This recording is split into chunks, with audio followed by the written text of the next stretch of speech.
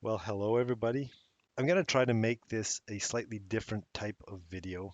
I got the inspiration for this after a recent tweet by Dead Kennedy in Space, referring to a video that he had made the day before, the definition of insanity. In this tweet, he said, "New video up. Are you as tired as I am yet?" And it got me thinking about the flat earth movement in general.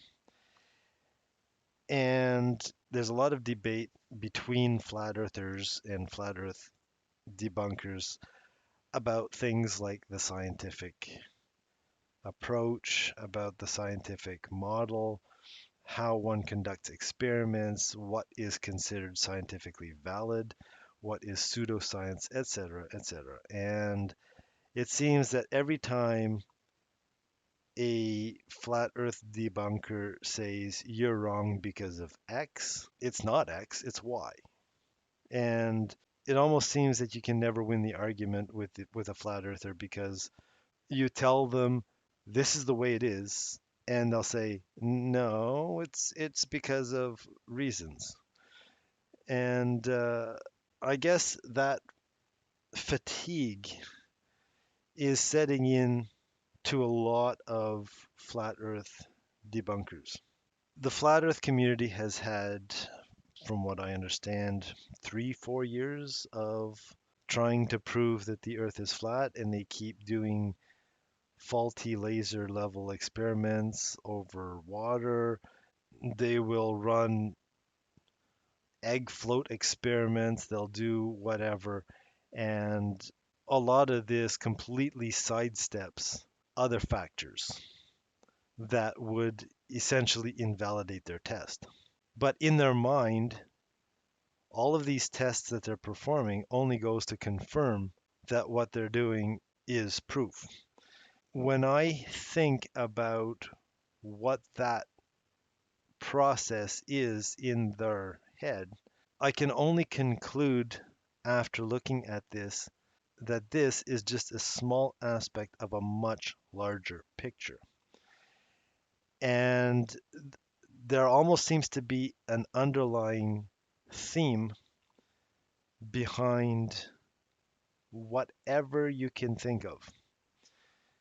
And I don't really want to call out flat earthers specifically, or conspiracy theorists specifically, or anybody who is of a marginalized group.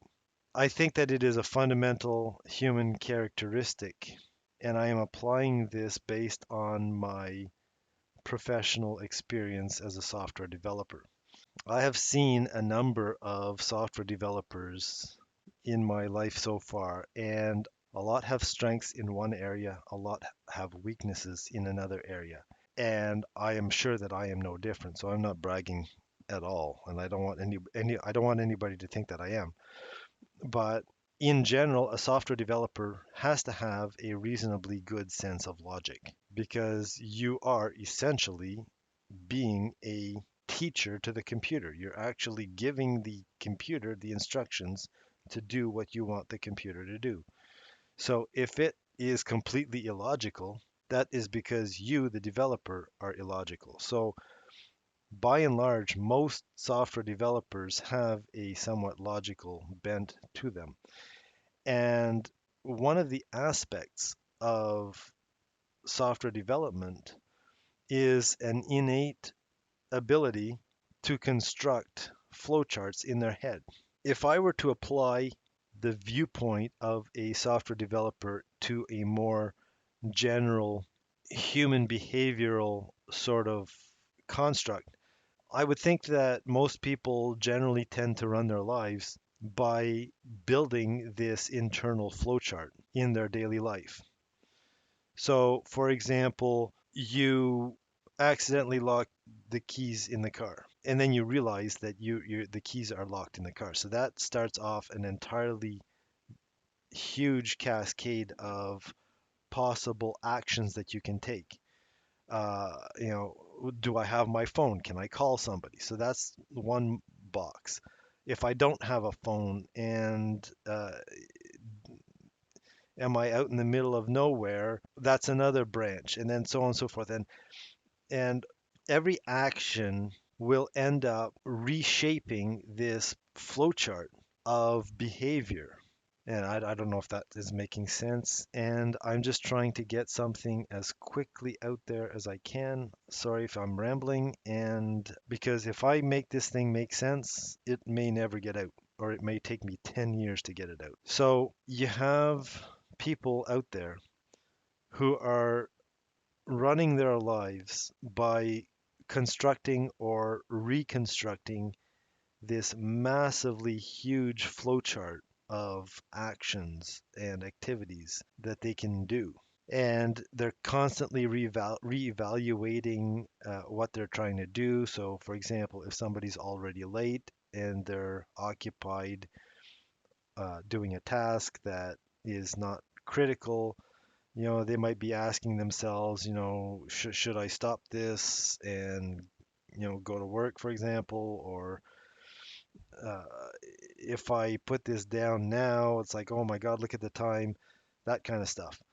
So the way I see it, there's a fundamental issue with how people act, react, and process information based on the fact that their flowchart, if you will, that's in their head is either incomplete or fundamentally flawed, and that there are certain aspects that are preventing them from being able to readjust and to fix that.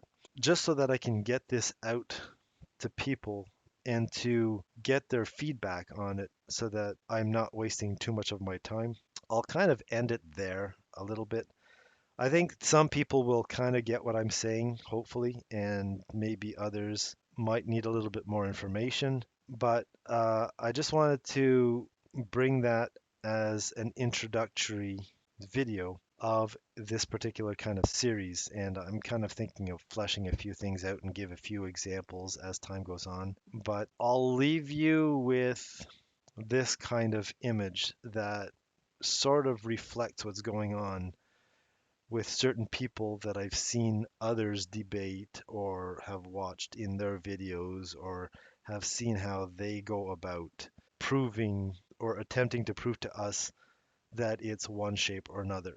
If you show them evidence to the contrary, they'll come right back and they'll have shut down already and they will reiterate what they have believed already. In other words, that you can show them contrary evidence and they will not accept it. So it is essentially the equivalent of trying to lead a horse to water. The horse is going to start bucking, kicking, stomping around. The horse will not drink the water, probably shit everywhere, break free, run off into the other field. And I think from what I've seen other flat earth debunkers asking themselves, what next? What do I do now? The flat earth community is essentially dead.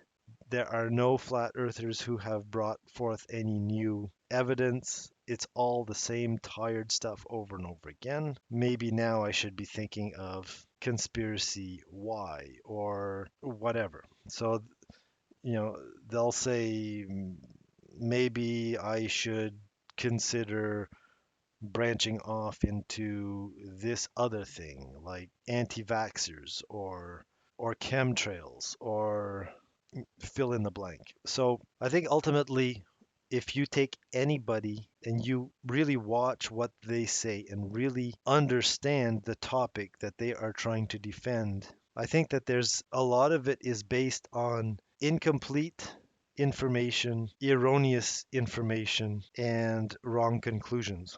Which brings me right back to the point that I'm trying to make, which is they're trying to filter and understand a topic based on this flowchart that they've constructed in their head. And they're essentially going down the wrong flowchart branch and coming to a dead end conclusion because 50 or 100 steps back, the information that they had at the time was not correct.